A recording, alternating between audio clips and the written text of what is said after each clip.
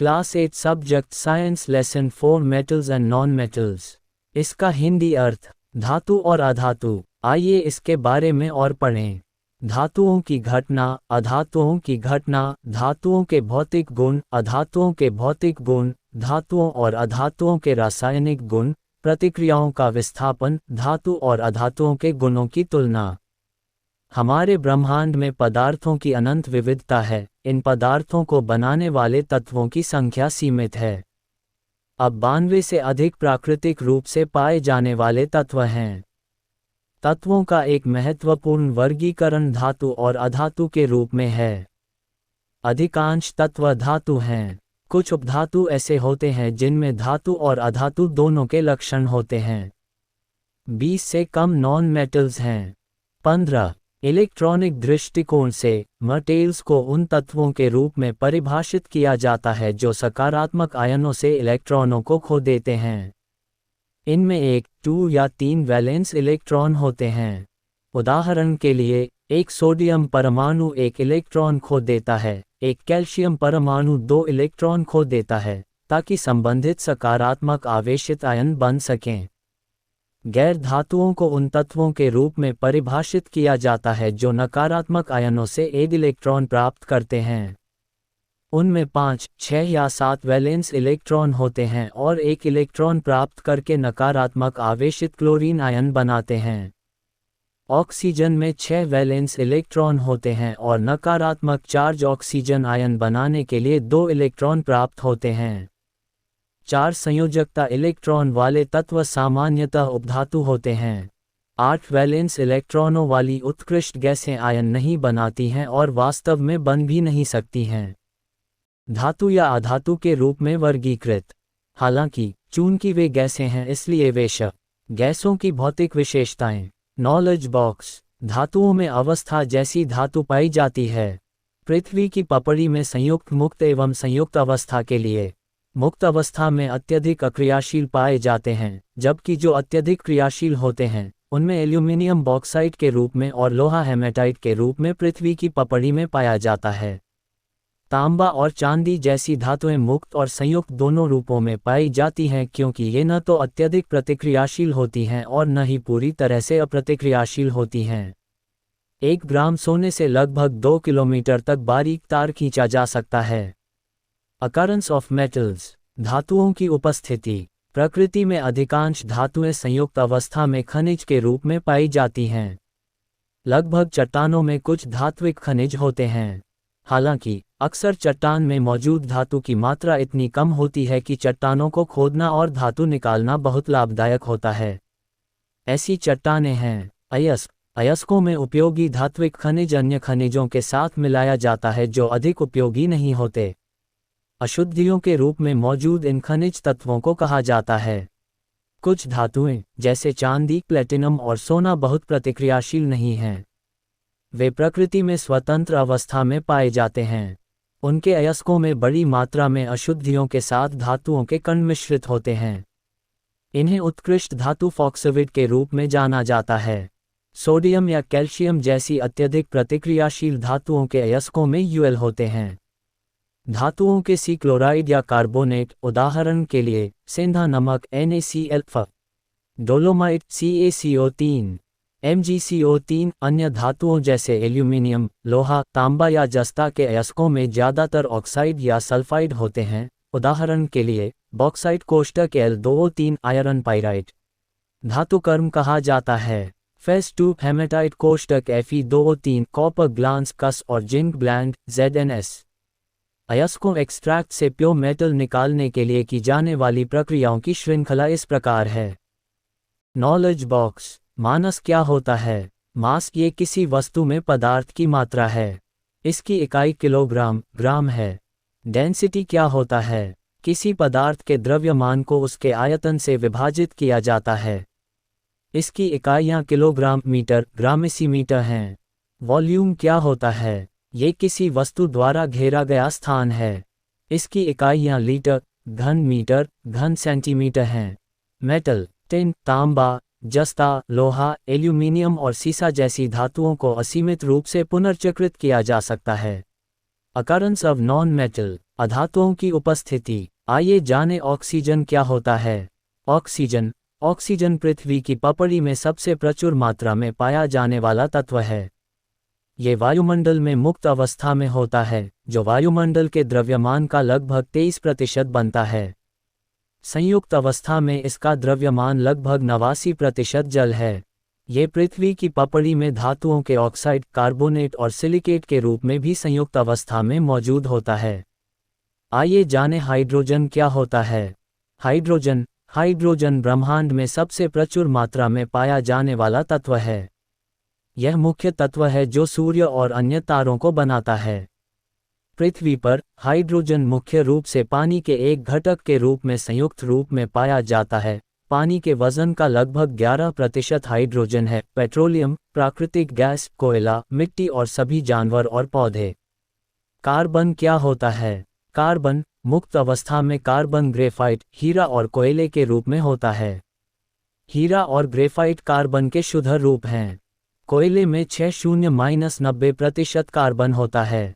संयुक्त अवस्था में यह वायुमंडल में कार्बन डाइऑक्साइड के रूप में होता है। पृथ्वी की पपड़ी में ये धातुओं के कार्बोनेट और जीवाश्म ईंधन के रूप में पाया जाता है। कार्बन सभी जीवित पदार्थों का केंद्रीय तत्व है। सल्फर क्या होता है। सल्फर पृथ्वी की पपड़ी में मुक्त अवस्था में होता है। संयुक्त अवस्था में ये चट्टानों में मेटल सल्फेट और सल्फाइड के रूप में होता है। ये हाइड्रोजन सल्फाइड H2S के रूप में भी मौजूद होता है, जो पेट्रोलियम और प्राकृतिक गैस में मौजूद होता है। हीलियम, नियॉन, ऑर्गन, क्रिप्टन और कीनन जैसी ओबल गैसें हवा में मौलिक रूप में पाई जाती हैं। सिलिकॉन क्या होता है। सिलिकॉन दूसरा सबसे प्रचुर मात्रा में पाया जाने वाला तत्व है जो मुक्त अवस्था में नहीं पाया जाता है। संयुक्त अवस्था में ये SiO2 पर होता है और सिलिकेट होता है। सिलिका का सबसे सामान्य रूप रेत है। नाइट्रोजन क्या होता है। नाइट्रोजन मुख्य रूप से वायुमंडल में मुक्त अवस्था में होती है। वायु के द्रव्यमान का लगभग 76% नाइट्रोजन है। Physical property of metal. धातुओं के भौतिक गुण। धातुओं और अधातुओं की पहचान उनकी उपस्थिति और अन्य भौतिक कठोरता, चमक, लचीलापन, चालकता आदि के आधार पर की जा सकती है।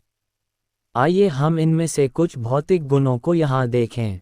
फिजिकल स्टेट, भौतिक अवस्था। मिम्प को छोड़कर धातुएं आमतौर पर ठोस होती हैं जो कमरे के तापमान 20-25 डिग्री सेल्सियस पर तरल होती हैं। थर्मामीटर में पारा होता है। चमकदार तरल पदार्थ थर्मामीटर में पाया जाता है। हार्डनेस क्या होता है। कठोरता। लोहे की छड़ और प्लास्टिक की छड़ को स्पर्श करें। क्या आपको लगता है कि सोडियम पोटेशियम को छोड़कर कोई भी अन्य धातु, उदाहरण के लिए लोहा और एल्यूमीनियम, आमतौर पर कठोर होती हैं, जो नरम होती हैं और चाकू से आसानी से काटी जा सकती हैं। अधातुएं सामान्यतः नरम होती हैं। हालांकि प्रकृति का सबसे कठोर पदार्थ हीरा है, जो कार्बन एक गैर धातु का एक रूप है। साइन और लस्टर क्या होता है। चमक या चमक। नए स्टील के चम्मच या स्टील की प्लेट में चमकदार सतह होती है। इसमें आप अपना चेहरा भी देख सकते हैं। सभी धातुएं दिखने में चमकदार होती हैं। धातुओं में चमक को चमक कहते हैं। सोने और चांदी जैसी कुछ धातुओं में इतनी अधिक चमक होती है कि इनका उपयोग आभूषण बनाने में किया जाता है। अधातुएं सामान्यतः कुंद होती हैं। हालांकि हीरा अत्यधिक चमकीला होता है। डक्टिलिटी क्या होता है। लचीलापन वह गुण है जो सामग्रियों को तारों में खींचने की अनुमति देता है। बिजली के तार तांबे या एल्यूमीनियम के पतले धागों से बने होते हैं जो धातु होते हैं। पतले धागों को बिना टूटे आसानी से मोड़ा और घुमाया जा सकता है। इससे धातुओं की लचीलापन का पता चलता है। क्या आप कोयले से ऐसे पतले तार खींचने के बारे में सोचते हैं? निश्चित रूप से नहीं। कोयला अधातु है। इसे तार में नहीं खींचा जा सकता और इसलिए ये लचीला नहीं है। मैलिएबिलिटी क्या होता है? लचीलापन किसी सामग्री का वह गुण है जिसे पीट कर पूरा किया जाता है। आइए ये देखने के लिए एक गतिविधि करें कि धातुएं लचीली हैं या नहीं।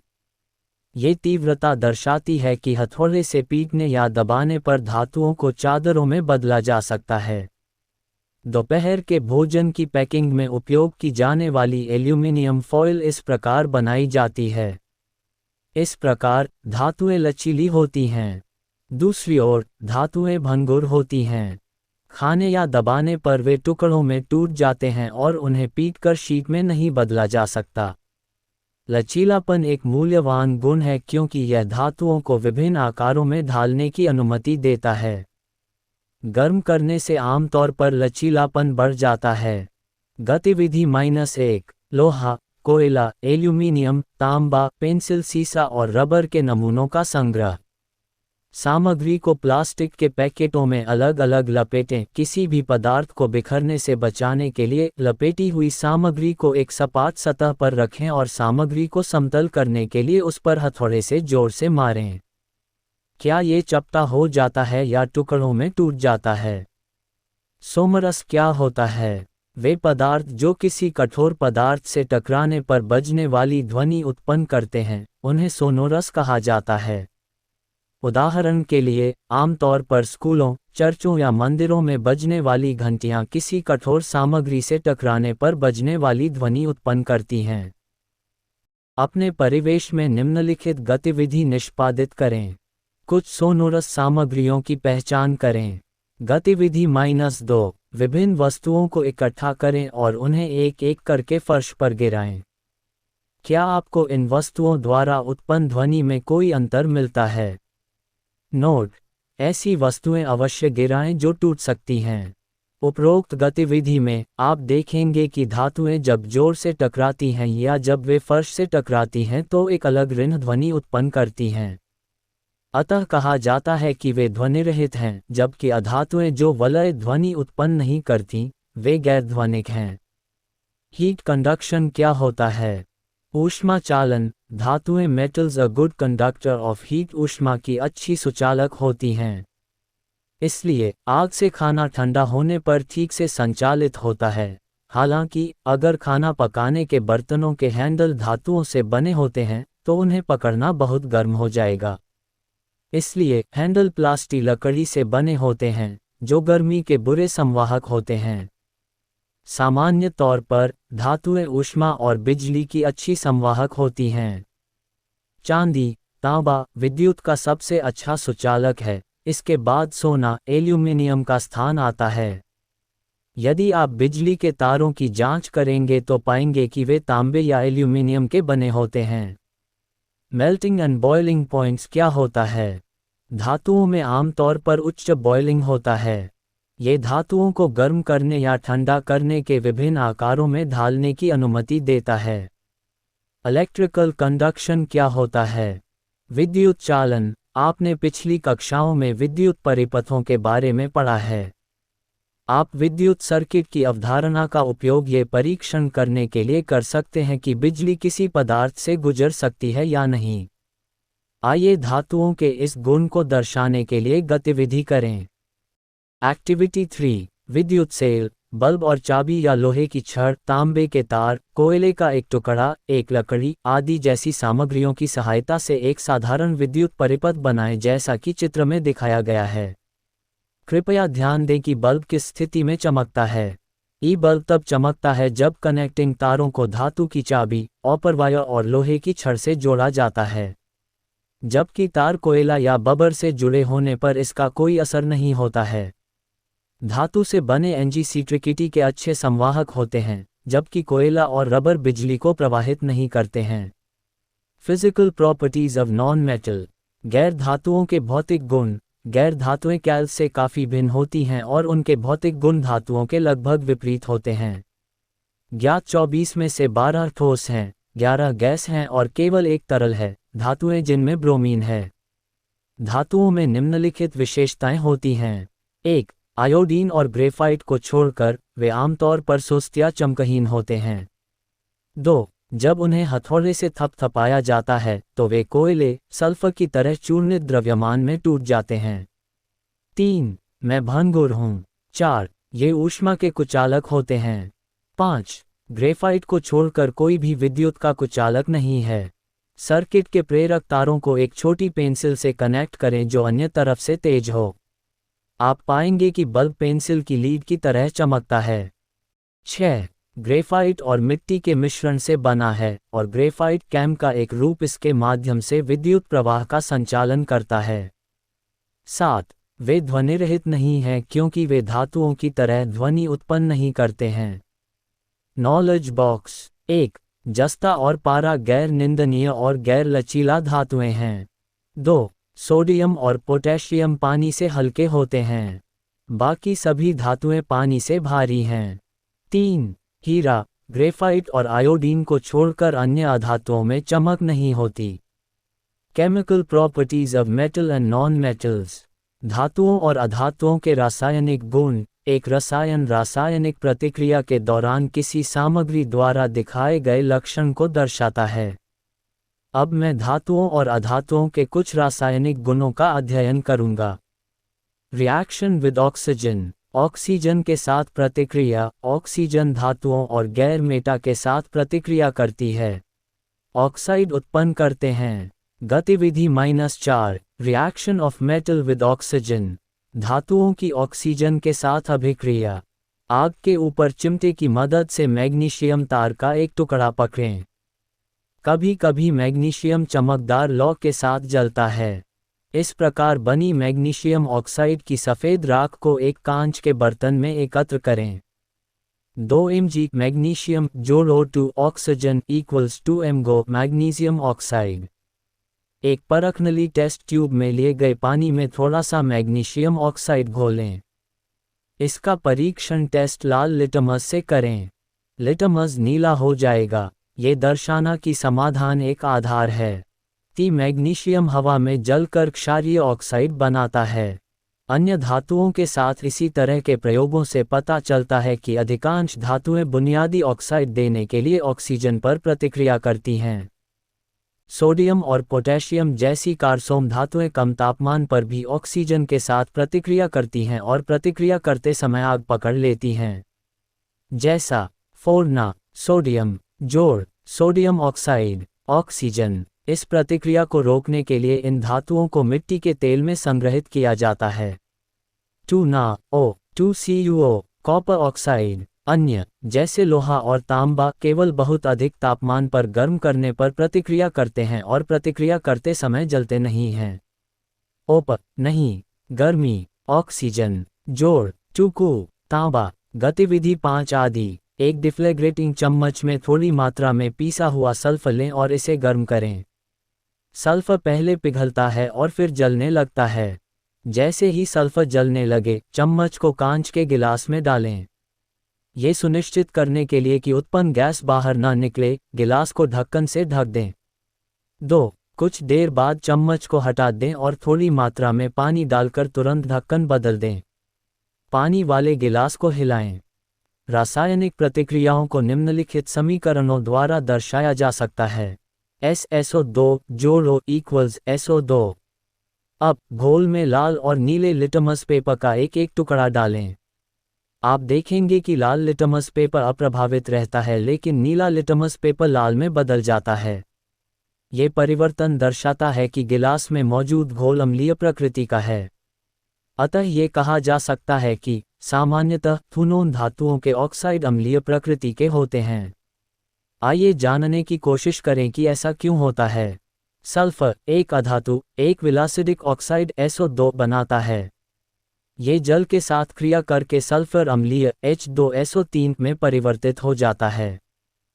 SO2 जोड़, गर्मी, H2 सल्फर ऑक्साइड, पानी, सल्फ्यूरस ऑफे। सल्फ्यूरस अम्ल नीले लिटमस को पुनः लाल में बदल देता है। इसी तरह के प्रयोग अन्य धातुओं के साथ करने पर यह पाया गया है कि जलने पर धातुएं ऑक्सीजन धात्विक ऑक्साइड के साथ संयोजित होती हैं जो प्रकृति में क्षारीय होते हैं। अधातुएं भी ऑक्सीजन से मिलकर ऑक्साइड बनाती हैं। हालांकि ऐसे ऑक्साइड स्वाभाविक रूप से अम्लीय होते हैं। गुण में अंतर का उपयोग ये पहचानने के लिए भी किया जा सकता है कि तत्व धातु है या अधातु है। गैर मुझे जल के साथ प्रतिक्रिया और धातुएं जल के साथ क्रिया करके धातु ऑक्साइड या धातु हाइड्रोक्साइड हाइड्रोजन गैस भी बनाती हैं। अधिक क्रियाशील धातुएं जल के साथ अधिक तीव्र प्रतिक्रिया करती हैं। सोडियम और पोटेशियम ठंडे पानी के साथ तीव्रता से प्रतिक्रिया करते हैं और हाइड्रोक्साइड और हाइड्रोजन गैस बनाते हैं जो पाप ध्वनि से चलते हैं। 2 ना जोड़ 2 सोडियम पानी 2 के जोड़ 2 पोटेशियम पानी मिलकर 2NaOH जोड़ H सोडियम हाइड्रोजन हाइड्रोक्साइड बनाते हैं। MCRF 2 के जोड़ 2H2O पोटेशियम जोड़ वाटर मिलकर 2 KOH जोड़ H पोटेशियम हाइड्रोजन हाइड्रोक्साइड बनाते हैं। 250 मिलीलीटर का एक बीकर लें जिसमें लगभग 200 मिलीलीटर पानी हो। इसमें सोडियम का एक छोटा टुकड़ा गेहूं के दाने के आकार का डालें और देखें कि क्या होता है। क्या आप चोंच में धुएं के विकास के साथ एक जोरदार प्रतिक्रिया देखते हैं? सोडियम का टुकड़ा कभी कभी आग क्यों पकड़ लेता है? बीकर में एक घोल में लाल लिटमस पेपर डुबोएं। लाल लिटम नीला क्यों हो गया? समाधान बुनियादी क्यों हो जाता है? इन्फेरेंस अनुमान सोडियम अत्यधिक प्रतिक्रियाशील है।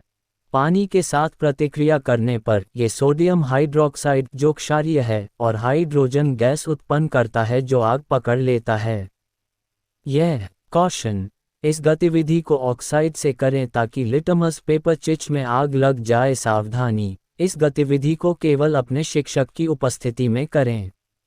मैग्नीशियम उबलते पानी के साथ प्रतिक्रिया करके मैग्नीशियम ऑक्साइड और हाइड्रोजन गैस बनाता है। MgO मैग्नीशियम जोड़ H2 जल Mg जोड़ HO मैग्नीशियम हाइड्रोजन बनाते हैं। लाल गर्म लोहा भाप के साथ प्रतिक्रिया करके अपना ऑक्साइड और हाइड्रोजन बनाता है। 3 Fe आयन जोड़ 4 वाटर मिलकर Fe3O4 फेरक ऑक्साइड जोड़ 4 H2 हाइड्रोजन बनते हैं। फेरिक ऑक्साइड हाइड्रोजन चांदी, सोना और प्लेटिनम जैसी धातुएं भाप के साथ प्रतिक्रिया नहीं करती हैं और होती भी हैं। लोहे का पानी रिएक्शन विथ डाइल्यूट एसिड तनु अम्लों के साथ अभिक्रिया। आइए देखें कि तनु अम्ल किसके साथ किस प्रकार अभिक्रिया करते हैं। धातु और अधातु तनु अम्लों की धातुओं और अधातुओं के साथ अभिक्रिया। निम्नलिखित धातुओं और गैर धातुओं के नमूने लें। मैग्नीशियम रिबन, एल्यूमिनियम पन्नी, लोहे का बुरादा, तांबे के तार, चारकोल पाउडर, सल्फर पाउडर। नमूनों को अलग अलग परखनलियों में रखें। प्रत्येक परखनली में लगभग 5 मिलीलीटर पतला हाइड्रोक्लोरिक एसिड मिलाएं। यदि कोई प्रतिक्रिया होती है तो ध्यान दें। यदि ऐसा होता है तो परखनली के मुंह पर एक जलती हुई माचिस की तीली लाएं। क्या होता है? यदि प्रतिक्रिया न हो तो परखनली को गर्म कर लें। क्या अब कोई प्रतिक्रिया होती है? माचिस की तीली जलाकर परीक्षण करें। अब हाइड्रोक्लोरिक एसिड के बजाय तनु सल्फ्यूरिक एसिड के साथ भी यही प्रयास करें। कौन सी धातुएं और अधातुएं तनु अम्लों के साथ बिल्कुल भी प्रतिक्रिया नहीं करती? अमोनियम हाइड्रोक्साइड जैसे कमजोर आधार के साथ प्रतिक्रिया नहीं करती हैं। डिस्प्लेसमेंट ऑफ रिएक्शन प्रतिक्रियाओं का निस्पंदन। ऑक्सीजन, पानी और एसिड के साथ धातुओं की प्रतिक्रिया से पता चलता है कि धातुओं की प्रतिक्रिया अलग अलग होती है। पोटेशियम और सोडियम सबसे अधिक प्रतिक्रियाशील हैं, जबकि चांदी और सोना सबसे कम प्रतिक्रियाशील हैं।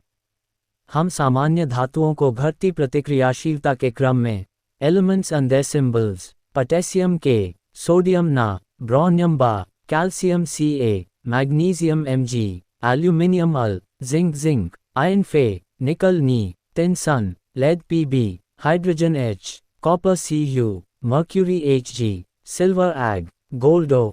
धातुओं का उपयोग। धातुओं के विविध प्रकार के उपयोग हैं जो उन्हें हमारे जीवन का अभिन्न अंग बनाते हैं।